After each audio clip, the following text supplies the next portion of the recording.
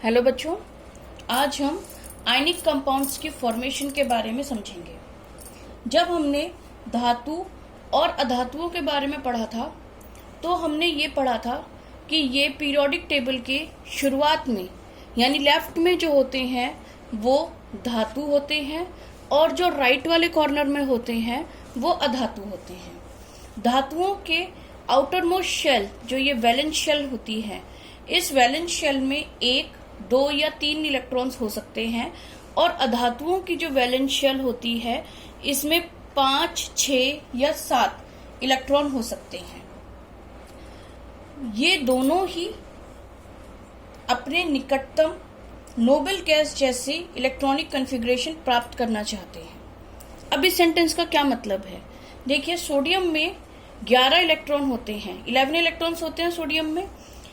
इसके एटम में या परमाणु में ये जो शेल्स हैं इनमें इलेक्ट्रॉन्स जिस तरीके से सजे हुए होते हैं, हम अपने घर को सजाते हैं ना, वैसे ही एक एटम अपने चारों तरफ अपने अंदर मौजूद इलेक्ट्रॉन्स को सजाता है। तो ये सजाने में सबसे अंदर वाले शेल में 2 इलेक्ट्रॉन्स होते हैं, उसके बाहर वाले शेल में 8 इलेक्ट्रॉन्स आ सकते हैं। आ सकते हैं का मतलब इलेक्ट्रॉन्स 8 से कम भी हो सकते हैं, 8 से ज्यादा नहीं हो सकते, केवल 8 ही आएंगे। और जैसे ही 8 से ज्यादा होते हैं वो इलेक्ट्रॉन्स बाहर वाली शेल में शिफ्ट हो जाते हैं। इस शेल में भी 8 ही आ सकते हैं। तो जैसे ही इस शेल में 8 होते हैं एक अगली शेल का निर्माण हो जाता है। तो सोडियम में 2, 8, 1 की इलेक्ट्रॉनिक कॉन्फ़िगरेशन होती है, क्योंकि 11 को पहले वाले के 2 के हिसाब से, दूसरे में 8 के हिसाब से करें तो ये 10 हो गए और 1 इलेक्ट्रॉन फालतू बचा वो 11। तो इसमें पहले शेल में 2, दूसरे शेल में 8, तीसरे शेल में 1। वैसे ही क्लोरीन का एटॉमिक नंबर 17 है, तो इसमें पहले शेल में 2, दूसरे शेल में 8 और तीसरे शेल में 7 होते हैं। ठीक है। साथ ही ये ध्यान रखने वाली बात है कि जो नोबल गैसेस होती हैं वो पीरियोडिक टेबल का लास्ट ग्रुप होती हैं, जिसको हम 0 ग्रुप भी बोलते हैं। उसमें उनकी इलेक्ट्रॉनिक कॉन्फ़िगरेशन 2 के बाद 8 पर आके रुक जाती है, यानी उनके सारे शेल्स जो होते हैं वो पूर्ण रूप से फिल होते हैं। इस कारण वो बहुत ज्यादा स्टेबल होती हैं। ठीक है।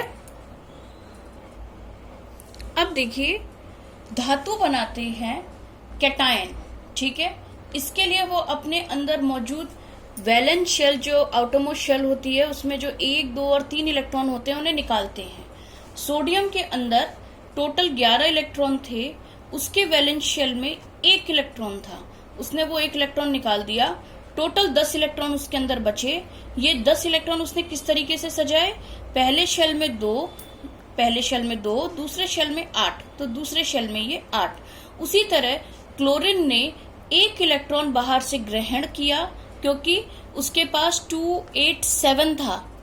हमने देखा 287 था, 17 थे उसमें इलेक्ट्रॉन, तो उसने 1 इलेक्ट्रॉन बाहर से ग्रहण करा। कैसे करा? 17 इलेक्ट्रॉन में 1 इलेक्ट्रॉन मिल गया तो हो गए 18।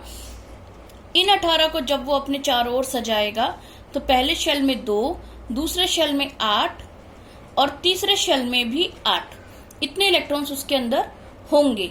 और ये अब कहलाएगा एनायन और ये अब कहलाएगा कैटायन। एनायन को ऋणायन भी कहते हैं और कैटायन को धनायन भी कहते हैं हिंदी में।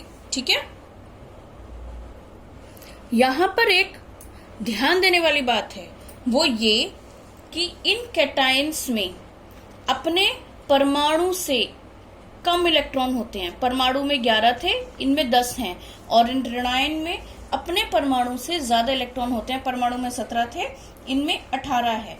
जितने इलेक्ट्रॉन्स निकालते हैं ये, सोडियम ने 1 निकाला तो इसके ऊपर 1 पॉजिटिव का चार्ज आया। क्लोरीन ने 1 एक्सेप्ट किया, ग्रहण किया, तो इसके ऊपर 1 नेगेटिव का चार्ज आया। वहीं ऐसे भी होंगे, जैसे मैग्नीशियम है, उसका एटॉमिक नंबर 12 है और ये इसके बाद 2 इलेक्ट्रॉन होते हैं मैग्नीशियम में, 282 होता है, तो ये 2 इलेक्ट्रॉन को निकालता है, इसलिए Mg के ऊपर 2 पॉजिटिव होता है।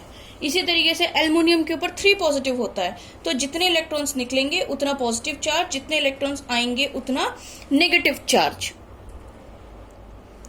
अब जो कैटायंस और एनायंस की फॉर्मेशन हमने देखी, तो उन कैटाइंस और एनाइंस के बीच बनने वाले कंपाउंड्स आयनिक कंपाउंड्स कहलाते हैं। और अब देखते हैं ये कैसे बनते हैं। सोडियम का एटम था हमारे पास, क्लोरीन का एटम था। सोडियम के एटम के पास एक इलेक्ट्रॉन फालतू था और क्लोरीन के एटम में एक इलेक्ट्रॉन की डेफिशिएंसी थी, जगह खाली थी। तो इनके बीच में ट्रांसफर ऑफ इलेक्ट्रॉन हुआ। ये इलेक्ट्रॉन यहां से निकलकर यहां आ गया, इसने अपना इलेक्ट्रॉन निकाल दिया, इसीलिए ये सोडियम का कैटाइन बना इस तरीके से। और क्लोरीन ने एक इलेक्ट्रॉन को गेन करा तो ये क्लोरीन का एनायन बना इस तरह से।